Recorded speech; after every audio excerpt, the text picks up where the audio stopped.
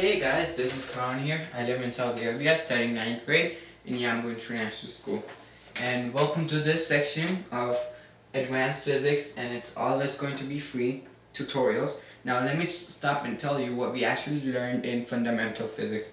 That is when we talked about solving some examples on torque, finding the distance of the object moved, okay, then acceleration, velocity, and many other concepts related to that in fundamental physics. But in this advanced physics, we'll take a step further, okay, to from the fundamental physics, which is basically easy, okay. And here in this section, we'll be learning about thermodynamics, which is related to heat transfer, okay. And here we'll break down every single elements of thermodynamics, which is a big huge word when it comes to you, okay. Further ahead in this topic, after we're done with all the thermodynamics in our advanced physics, we'll talk about our theme called waves and talk about the structure of the waves.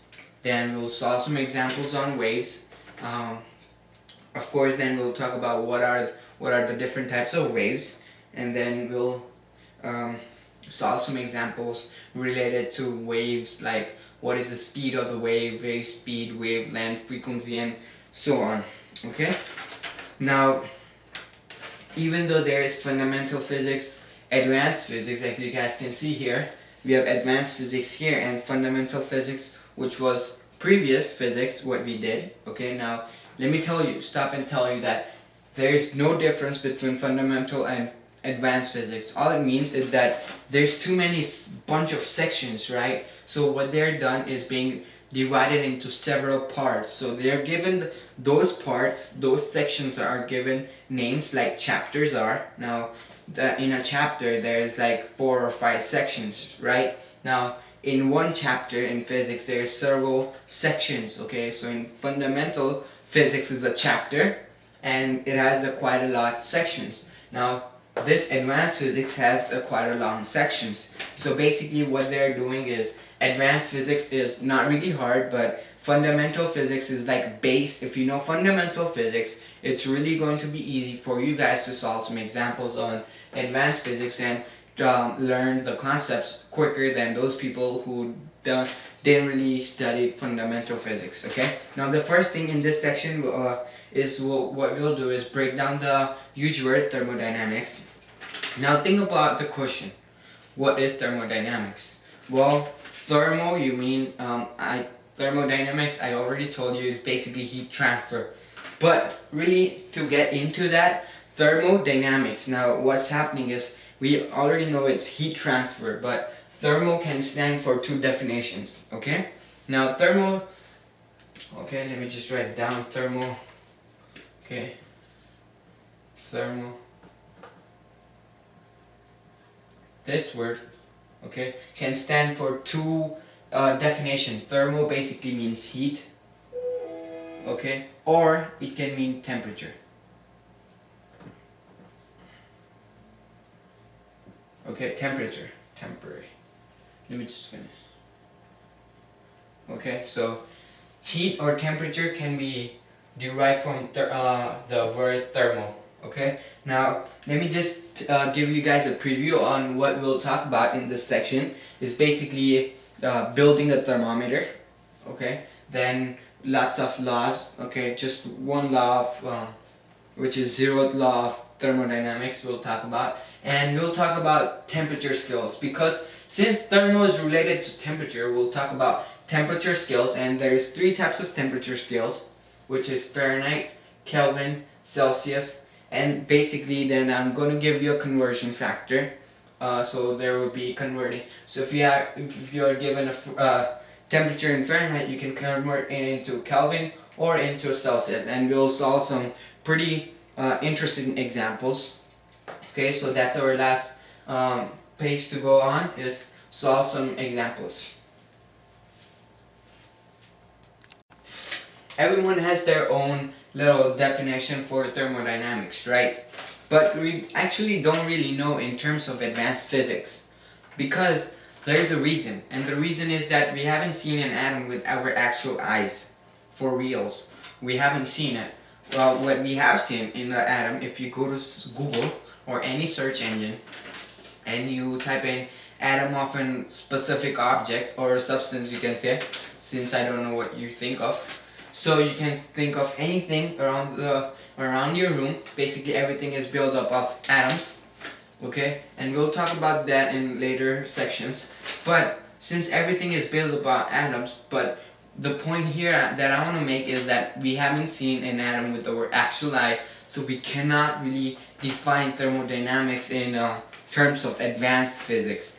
Now let me move on and give you a short discussion on this type of temperature scales. Now Fahrenheit is a temperature scale, as you guys can tell, but really Fahrenheit is the temperature scale that you're basically already introduced to, because you might see temperature scale in Fahrenheit in any news channel or on the bottom lines or headlines in the TV, weather forecast or something. Okay. Now Kelvin. Okay. Kelvin is what we'll be using in advanced physics, because when you move further to physics, you'll be using temperature scale called Kelvin, and trust me, it's really easy to solve. Convert a specific or a given temperature into Kelvin, and from Kelvin to another temperature.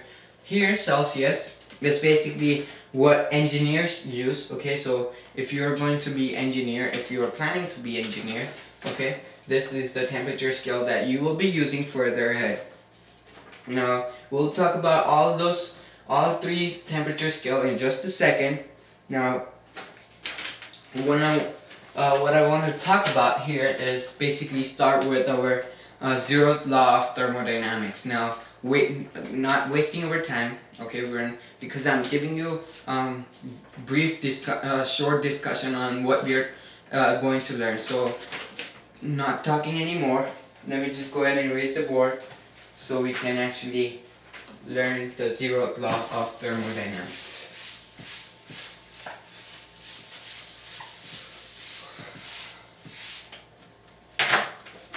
Now I'll be writing zeroth law of thermodynamics in black. Basically what we are using is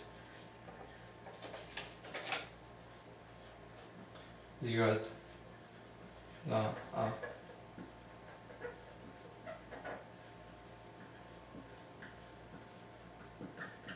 Now here, I'll be writing the full word thermodynamics, but later on, I'll just write thermodynamics. You should basically come up with the idea that I'm trying to say thermodynamics, okay? So the zeroth law of thermodynamics basically says that, let me use another color to tell what it's basically trying to say. What it's trying to say that is, if bodies A and B are separated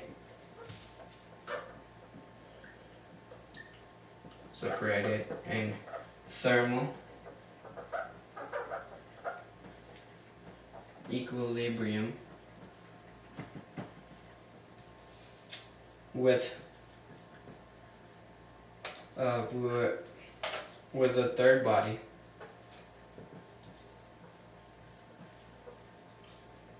let's name it as C, okay?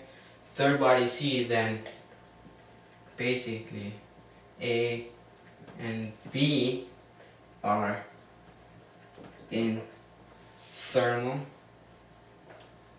equilibrium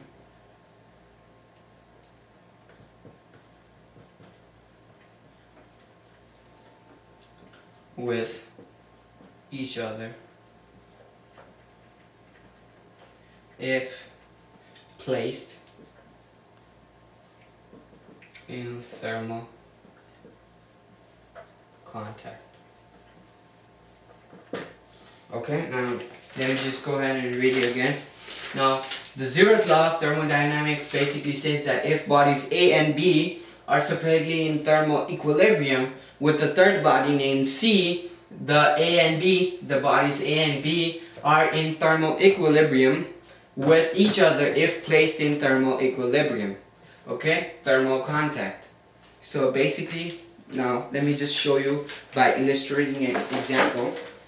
Okay, but before illustrating some example, those people who are getting confused on thermal equilibrium, okay, which is over here as well.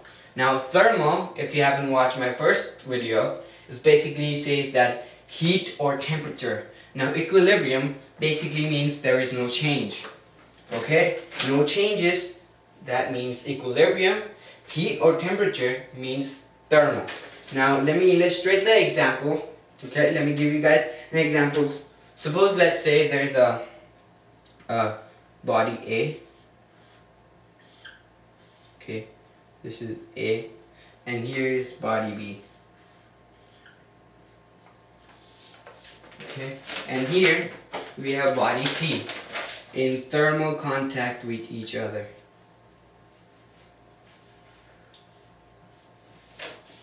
Okay, now it says that if these two, A and C, are connected, are placed, joined to each other. Now here they are basically saying that it's in contact with the third body, which is C over here.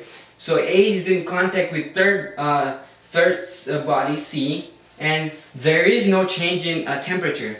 So basically these two objects, A and C, are having the same room temperature.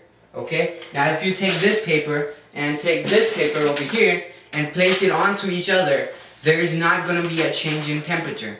Now what I'm trying to say is that you won't understand in this part of area, but if you take a paper which is burning and you put paper onto it, what happens is both paper starts burning.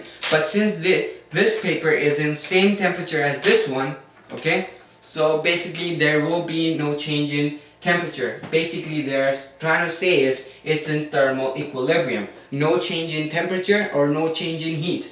Okay, so this A and C over here, okay,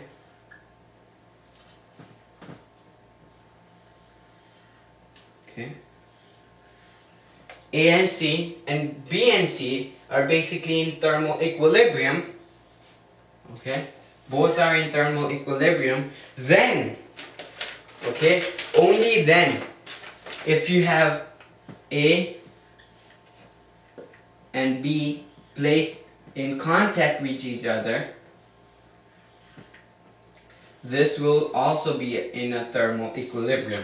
Because, okay, basically if there is no change in temperature next to another object over here as well, okay, so basically these are in thermal equilibrium, these two objects, when placed in contact with each other, then if you put A and B next to each other, there will be no contact in each other. Suppose that, like I told you an example of this paper. This is object A, this is object C. If I place on it nothing happens, as you guys can see. It is as it is same before, okay? So you have seen this two paper now. Okay, when I put this onto this paper, what happens is there will be no change in temperature. Now, this is object A and this is object C, right? So here we have object B, let's say, and here we have object C. And if I place onto this, there will be no change in temperature like A and C were, because they are in thermal equilibrium. Now, let's take the object A, B and A, okay, or A or B. And if you place onto it next to each other, it was like having A and C or C or B onto each other, because there is no change in temperature. Basically, it's at the same room temperature, so there will be no change in temperature. Now, here, that is all zeroth law of thermodynamics is trying to tell us.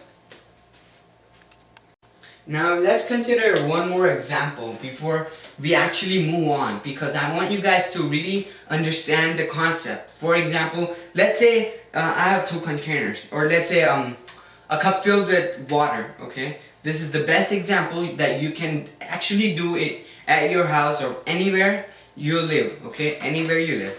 So basically you have cup A and cup C, cup B and cup C. If you pour if you have two cups, okay, A and B, let's say, and basically they're at the same temperature because you filled it from the tap, okay, and you know it's the same temperature. And when you pour it into each other, on, suppose this is glass A and this is glass B. So if you have this glass over here, if you have this glass and you pour it into another glass, the water will not become cold nor it will become hot. It would stay the same as it was before, okay? So if you pour hot water into hot water, what happens is you will get the hot waters at the same temperature. But what happens is when you pour cold water into cold water, you will exactly get the cold water because they are in thermal equilibrium. Well, the question that arises is that what will be the change in temperature? Well, we know that it's in the same temperature. So how do I know they're in the same temperature? Well, here's the introduction I've done to thermometer, okay? And we take it as a granted. We use thermometer to basically find the temperature of each and every object. So whenever you're sick, you put thermometer in your mouth and you check out the temperature. Now, basically, thermometer uses zeroth law of thermodynamics, okay? And we take it as a granted as well. You might be asking, why do we need to learn this? Because this is so obvious. When you place next to this and this over here. Well, let me tell you. When you go to a new school, okay, new school or a new neighborhood, what happens is that you're being introduced. Suppose here I'm going to a new school. So if when you go to a new school, the teacher, your classroom teacher or homeroom teacher, introduces you to your class, okay? And that's very obvious as well. Why don't you think that that's obvious? Because this is the kind of thing that you need to do when you're teaching here. Since I'm teaching you guys, we're basically discussing. So I want you guys to get introduced to this law in order to build the thermometer, so you can feel like a scientist, okay? But, okay, now the next thing that I will talk about is that the temperature scales, okay? Now, here in the moment ago, I basically talked about 3 temperature scales, which is engineering people use Celsius. If we move on to advanced physics, which I think we will, and then we'll use Kelvin scale. Then the third scale is that we don't really use, it's not really important, but you're introduced to it, which is Fahrenheit scale. Now let's go ahead and start talking about the temperature scales here. So I'll erase the board up here.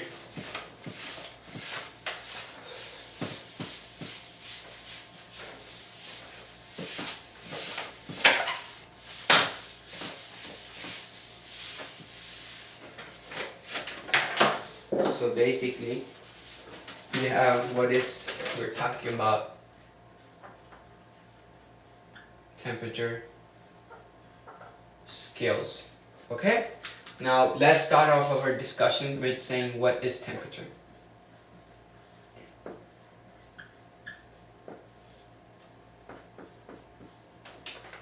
Okay?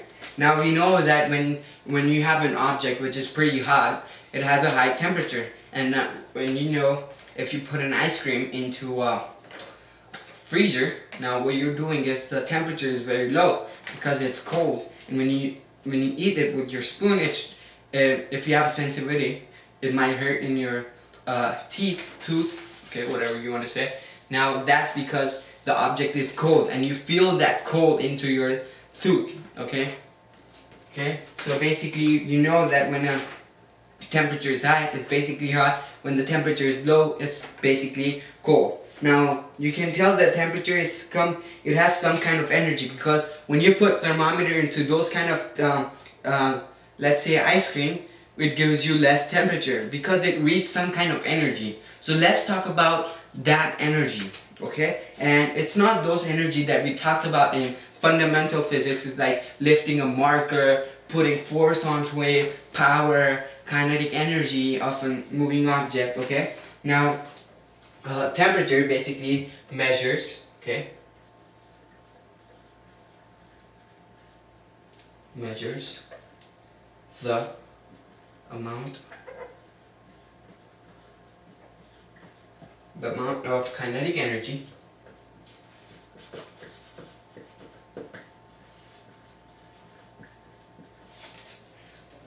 that a substance has at a molecular level. Okay. So basically we wrote down the definition for temperature, which says that measure of amount of kinetic energy, the measure of amount of kinetic energy that a substance has at a molecular level. Okay? Now basically what we talked about is that when the temperature is high, it's basically it's hot. Okay? Now I want to get more into that. Basically that's what everyone knows. Okay? So let's when you study, people should know, you should know more than those people which might just say that when the object is at a high temperature it's just hot. Now here I'll tell you one more thing about those kind of things that you use, you see when the temperature is hot, okay, is that when the temperature is high, okay, now that basically means the atoms are moving faster. Okay, now when you have a temperature which is high, the atoms in that object, okay, what the object is built up of, which is atoms, okay, are moving faster. So atoms in that object are basically moving faster, and those people cannot think of this statement over here, but basically there is not everything that has atoms that will move faster, such as gas or solid objects. So when you have solid objects, okay, solid object, what happens is when the temperature is high, it vibrates faster.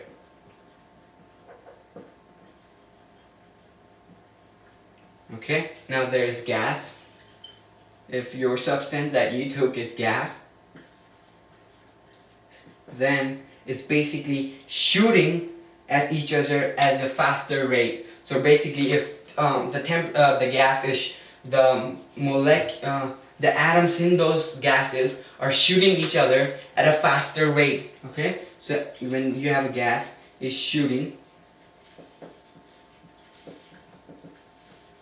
each other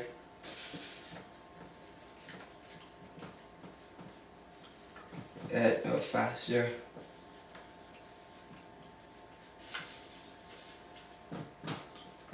rate. And you can think of it, this only applies when you have the temperature which is high. Now you can basically restate your statements, which basically says that if you have a temperature which is low, that means the object is cold. Okay, now atoms are moving slower when the temperature is slow. Solid vibrates slower. Gas shoots each other at a slower rate when the temperature is low. When the temperature is high, the atoms are moving faster. Solid, it's vibrating faster. Gas is shooting each other at a faster rate. That's basically it. Okay, now let's go ahead and talk about building the thermometer. Okay, but before talking about building the thermometer, we actually need to know the basics of thermometer before we actually build the thermometer. Okay, now I'm not gonna illustrate you on actually how to. I'm just gonna tell you the simple, easy steps, and if you follow them, you actually make a thermometer out of it. So basically, a thermometer, we're not making a fancy thermometer. We're building a thermometer which scientists made a long ago. Okay. Now this is kind of old thermometer. So this is basically thermometer, and here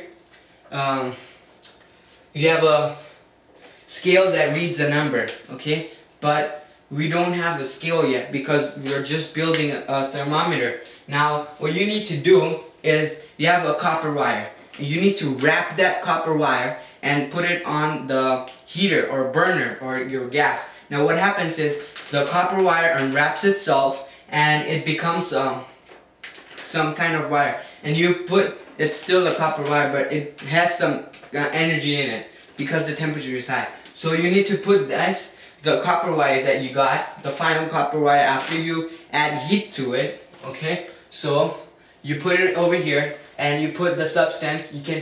It turns out that you can put two types of substance. One is alcohol and second is mercury, but I would recommend you to put mercury because it's more accurate than alcohol. So here we'll be using mercury because we want to build an accurate thermometer. Okay, and when you do that, it should come up at a random point over here. Okay, now it's a random point. Okay, and what you need to do then is basically heat it. So when you heat it, it should come up the temperature over here, and that is when you add heat. Okay, basically what happens is when you're trying to burn or make the object hot, okay, like a coffee. If you like hot coffee, you're basically adding heat to the coffee to make it hot. Okay, now for those people who like ice cream or cold coffees, what happens is that you have the temperature and you need to put it into your refrigerator, and we'll show some temperature over here, which basically means that you're subtracting it.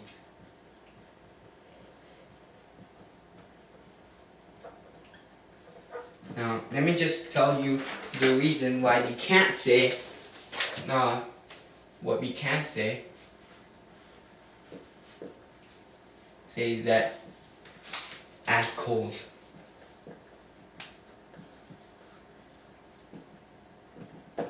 Because it's basically, well, now you can't say this, you cannot say add cold because it sounds wrong, and because when you pull the melted ice cream, which has some kind of heat to it, okay, melted ice cream into refrigerator, what you're doing is not adding cold to it, you're basically subtracting heat from it, okay? So when you subtract the heat from it, what happens is that it becomes solid again, okay? It becomes frozen ice cream again, and you can enjoy eating the ice cream. So basically what you're doing is when you have the frozen ice cream and you put it at the room temperature, you're basically adding heat to it, because in the freezer it's basically colder than it's in what the temperature is in the room.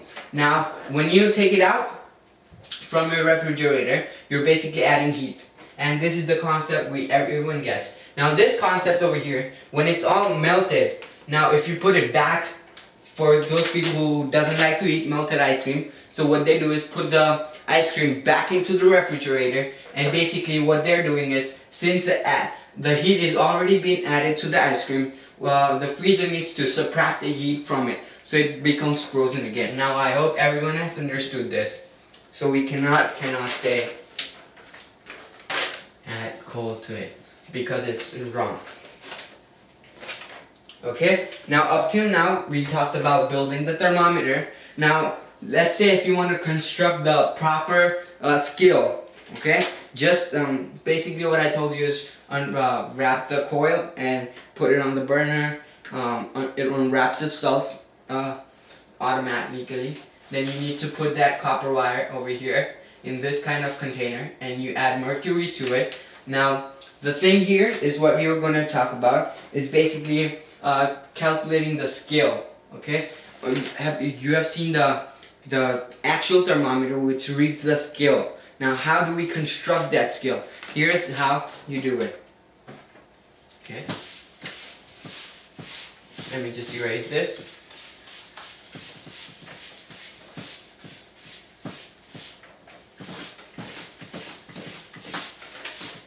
Okay, I'm actually running out of time, so you guys watch my next video which talks about it. Thank you.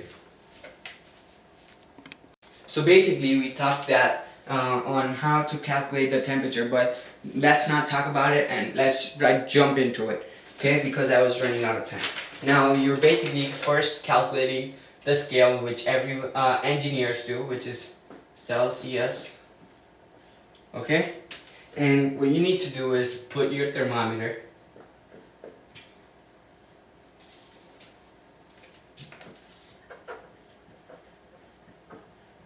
into a bucket of ice.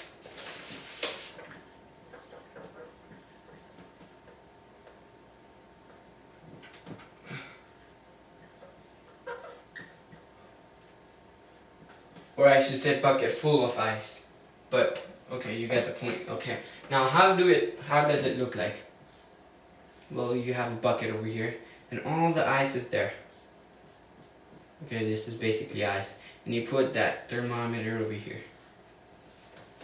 Okay, now when you put thermometer here, the water, okay, the water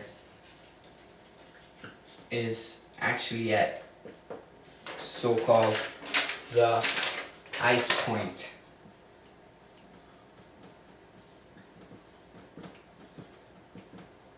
Now, let us know what actually ice point is. So let me go ahead and explain to you guys what actually ice point is. So basically what ice point means is that, well, all it means, all the ice point means that right at the freezing point, where it means that it's just about to freeze, but it hasn't quite frozen yet. So that's ice point. And likewise, if you can say that if you put ice into water, what happens is you're basically adding heat to it. Okay, now it's just about to melt. The ice is just about to melt, but it hasn't quite melted yet. So basically that's called the ice point. And we have ice all over the place over here. Here. Okay, let me just illustrate it. So basically you have ice over here, everywhere. The bucket is full of ice. Okay, you can think of it as that. Now you get some temperature reading. Okay, now let me just draw one accurate temperature scale, which is over here, so I'm not gonna mess up. Okay, now this is our temperature scale, which we label. Now exactly at the ice point, when you take the thermometer out, you have a scale over here, okay, which basically reads, you need to label that as 0 degrees Celsius. Because it's 0 degrees Celsius, it's the freezing point of water. Okay, the freezing point of water is called 0 degrees Celsius at the ice point. Now let's go ahead and label some more parts to it. Okay, which is in Celsius. Now all you need to do is put the bucket of water. So basically, now from ice, you're putting it into water. So basically, this is all water. Okay, let me just go ahead and erase it. Great. So basically, you have a bucket, water. What you need to do is put the bucket over here, or a bowl, you can say, into your gas. Okay, so basically your gas would look like this. If you live in the United States, it would look like a coil, lots of coils. Now you have your thermometer over here, and you already have your labeled thermometer labeled over here as well. Now what you need to do is turn on the gas. Okay, turn it on. Okay, and right about at the boiling point. Now what I mean by boiling point is that you guys already guessed that right at the point when the water is just about to turn into steam. So when you see the steam, little bit of steam coming out, turn off the gas, take the thermometer out, okay? And the mercury is going to show you some reading, and you need to label that reading. Okay, I'm just gonna zoom in, and you need to label that reading. We'll show you some right here, and you need to label this as 100 degrees Celsius. And what you did is basically discover two parts of thermometer. Now you need to divide this into 10 equal parts, so you have 10 degrees Celsius, 20 degrees Celsius, 30 degrees Celsius, and so on. Okay, now let's go ahead and talk a little bit more about having more temperature scale. Okay, but before moving on to that, let's just go ahead and, for the heck of it, let me just draw a bar graph. Okay, graph that shows this what we already talked about. Now, if we go ahead and draw a graph, it would basically look like this. Now we say that this thermometer over here basically uses some kind of energy. And we also say that it's not those kind of energy that we use to lift objects. So none of the forces are acting on it. What force is it? What the type of energy is it? The kinetic energy, right? So basically we use kinetic energy and the temperature. Now we already discovered the 100 degrees Celsius and 0 degrees Celsius, right? So basically you're right here and you add heat to it, okay? So basically what it would look like is here, over here, okay? So we talked about 0 degrees Celsius to 100 degrees Celsius, that even spacing, okay, 10 equal spacing marking over here. Now Kelvin, okay, let me just try. Kelvin is what we use in advanced physics, okay, is same degree we talked about in Celsius, so it's the same degree we actually talked about, but there's exceptions, okay, talked about as Celsius, and the exception is that but absolute 0 is the reference. Now let me just go ahead and highlight this, what the difference is. So from here to here, that's the difference.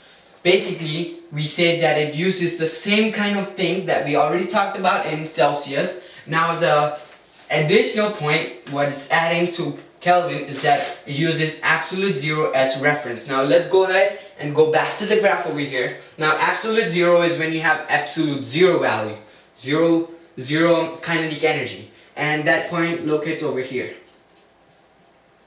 Absolute 0, as you guys can see. Okay, now, well, how low can you go? Sooner or later, this molecules of water, because we have water over here, we took water as a substance over here, so sooner or later this water is going to freeze and the atoms will basically stop moving. Okay, the atoms will basically stop moving. Absolutely, they will. When you know if the temperature is high, it moves faster. If the temperature is low, it moves slower. But when you have absolute 0 reference, basically stops moving. Okay, so let me just go ahead and erase the board. After in our next section here, I'm going to pause the video. So if you want to learn more, click on the link in the description. Thank you. We said that the atoms basically stops moving, right? Now, but the point is that you cannot suck all the energy out, all the kinetic energy out. As you guys can see, the kinetic energy is over here and the absolute point of reference is over here. It basically says that it has no kinetic energy, and when an object has 0 kinetic energy, the atoms in that object basically stops moving. Now, when you put to cool it down, so basically when you put this water to cool it down, and that happens, that atom slows down in its motion. So basically when they're moving small, they stop moving. First it starts off with they move, slow, stop. Okay, that's what happens. Now, if you get to this point, basically because I tell it's hard to get to this point because even if you go to Antarctica, there is some it's not absolute 0 of reference, because if it were absolute 0 of reference, okay, if you go there, you would just become an ice. That's basically it. So we know that this over here is basically 0 degree Kelvin. Okay, absolute 0 as the reference. Now 0 degree Celsius over here is basically, it has some value, and I want you guys to remember this. Now here's the part when we move on to the equations. Now you might know how do we move on to the equation, but I will just tell you how. So 273.15. That is degree Kelvin. Okay, now 0 is basically the same temperature, 0 degrees Celsius, and 273.15 Kelvin is basically the same temperature. It has the same kinetic energy, okay, but it's all it means is that this is the temperature scale in Kelvin, and this is temperature scale in in Celsius, and this is temperature scale in Kelvin. So there's different temperature scale, so basically there is some different values. Now you basically have gotten a conversion, and of course Kelvin over here is always going to is going to be bigger than Celsius degrees over here, only when it's the same temperature. Okay, so you can't compare 3000 degrees Celsius with the 273.15 degree Kelvin, because it's not at the same point. Now if you're going to compare 0 degrees Celsius and 273.15, that's because it's basically the same temperature. So is 0 bigger than this one? No, this is bigger. So at the same temperature, the value of Kelvin is always going to be greater than the value in Celsius. Now the temperature, so this two temperature, 0 and 7 degree, represents the same amount of kinetic energy. Now equation that we got, okay, we'll talk about it, is in just a moment after we actually completed the temperature scale in Kelvin. Then we talked about temperature scale in Celsius. Now let's go ahead and talk about Fahrenheit scale, and then we'll move on to the equation part. Now it turns out that you guys know Fahrenheit scale more than I do, right? Because you actually see it for those people who actually see the Fahrenheit scale every single day in their life, if you live in United States. Okay, now we talked about it, and it's the English units, right? So basically I'm saying United States because it's an English country, okay? And English units are basically not useful when you go to higher studies, okay? So as I said before, Fahrenheit scale is not going to help you anything, but why do we need to learn this? The question arises. Well, basically in some kind of question further ahead in our advanced physics and more advanced, in some questions they might tell you that give you a temperature in Fahrenheit, and you need to convert it into Celsius, which people in engineering use, and into Kelvin if you go into advanced physics. Okay, now let's go ahead and write the equations down. Okay, so I'm just going to erase this.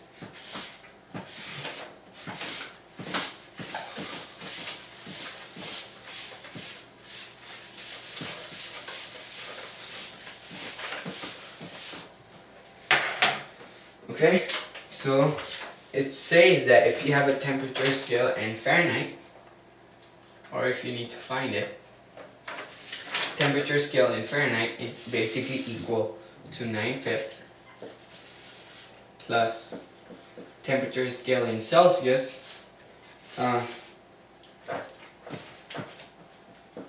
plus 32. Okay, all it means is that. Okay, now since we already talked about this temperature scale, let's go ahead and talk about how to find the Kelvin. Okay, now Kelvin is basically, to find the temperature in Kelvin is very easy. Now the easiest part is because you have 0 over here. 0 basically represents the temperature scale in Celsius. Okay, because the starting point was 0, okay, that's the reason why I put 0. And what you add is the 0 is equal to what number? It's actually 273.15. And that is the reason why we need to memorize that. Now, in the books, in the old books, there might be different kind of equations. So you might not be familiar with this one, but I would always recommend you to use this one to solve this. Now what the temperature is giving you, now in the old books what the equation is telling you is that temperature in Celsius is equal to temperature in Kelvin minus 273.15. Now subtracting always seemed harder for me than addition, so I would suggest you to do the first part. And also, it's universally, it's a fact that people can do additions faster than subtraction. So I would recommend you to use the first one, not the second one, because it was used in old times, and you don't want to be a person who uses the old equations. So you basically have this over here, two equations that tells you on how to calculate or convert a given temperature into another temperature. Now what we talked about is 0 degrees Celsius and 100 degrees Celsius. So let's go ahead, and since it was in Celsius, you don't actually need this, and you need to convert into Fahrenheit because we already know the temperature in Kelvin, and we need to now know the temperature in Fahrenheit. So let's go ahead and calculate that. So at the ice point,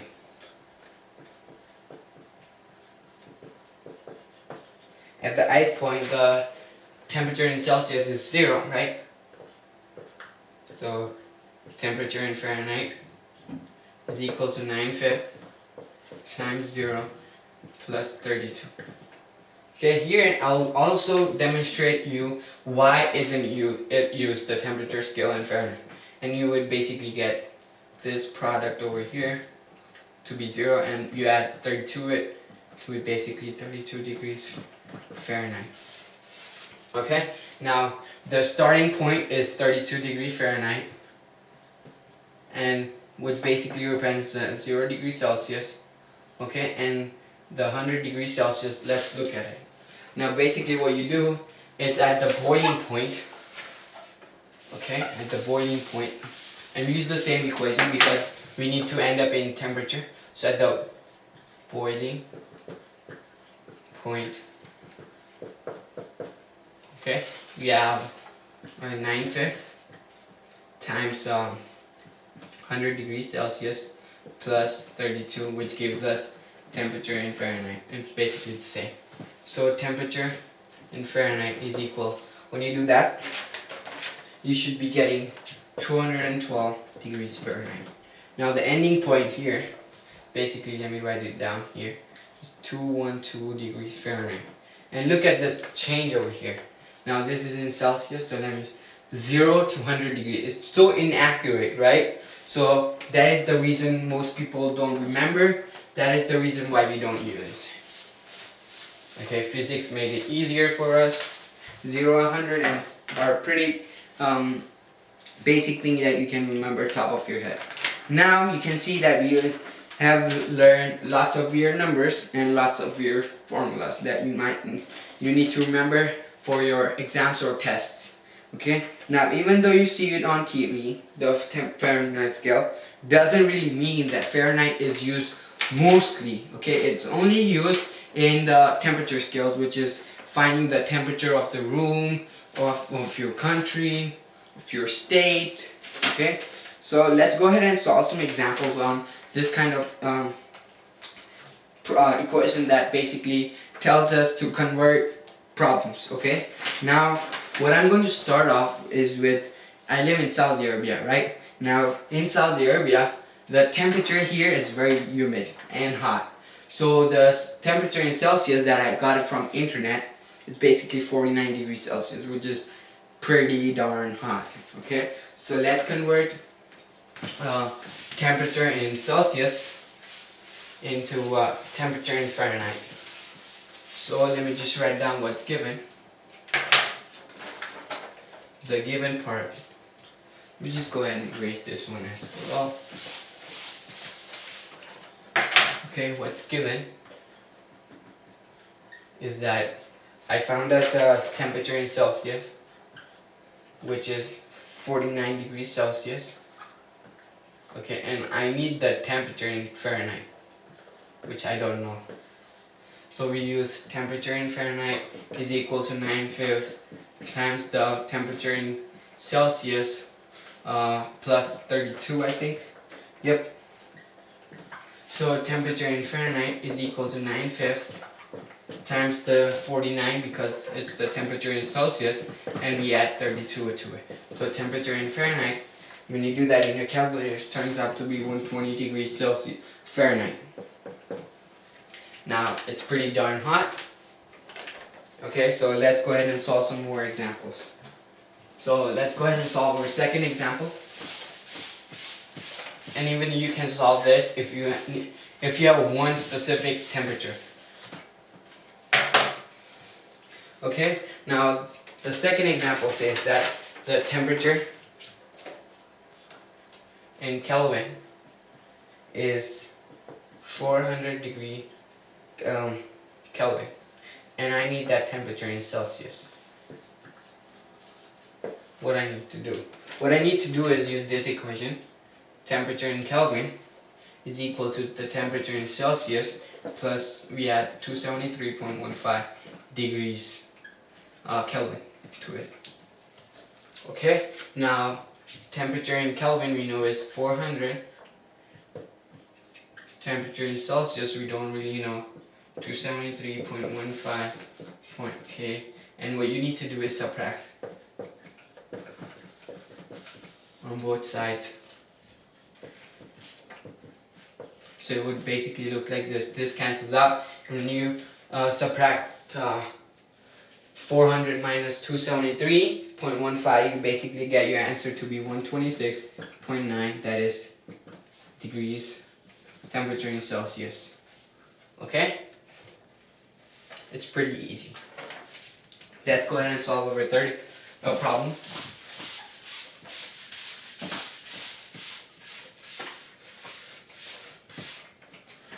What's given if the temperature in Celsius is 158 and we need to convert that into Kelvin. Okay, so we use temperature in Kelvin is equal to temperature in Celsius plus 273.15. Okay, temperature in Kelvin is what we need to find.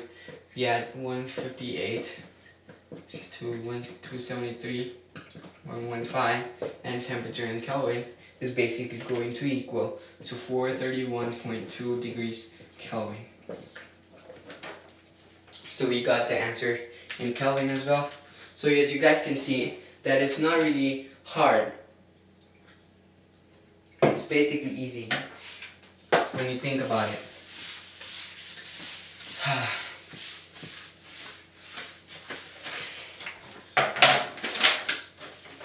Okay, now here we have temperature in Fahrenheit, which is 260 degrees Fahrenheit, and we need that in temperature in Celsius.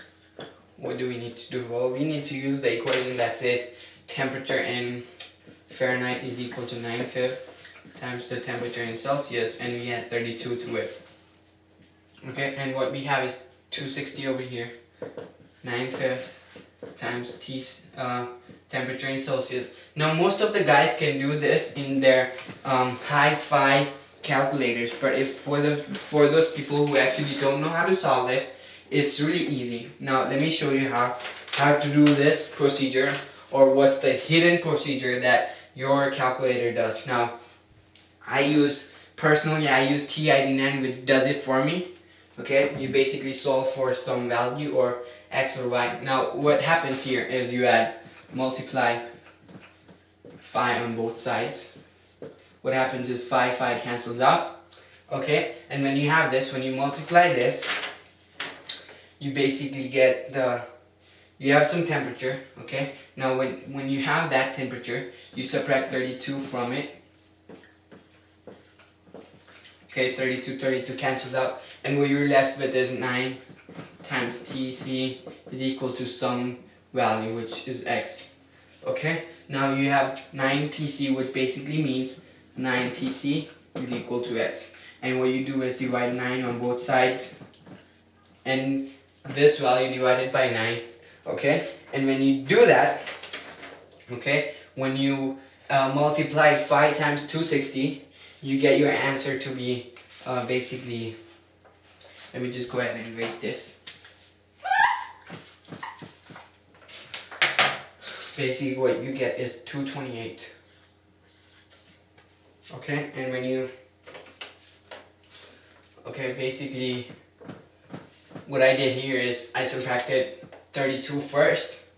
Okay, so when you subtract 32 first, you have 260 over, you subtract it, you basically get your answer to be 228, okay? And then I multiplied 5 over here, which basically turned my number into 1040. So over here, 1040, and when you divide it by 9, you actually get your temperature in Celsius to be 126.7 degrees Celsius. Okay? So that's basically easy on how to solve this given problems. Let's go ahead and solve the last 2 examples, because this is really easy and we don't want to spend much time in it. So basically now you're given that temperature,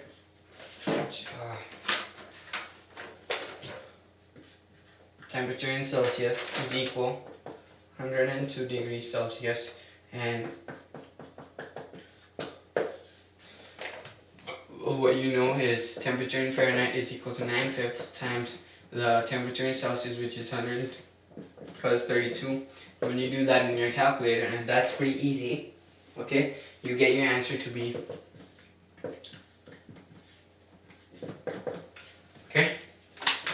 215.6 degrees Fahrenheit. Let's go ahead and solve our last example.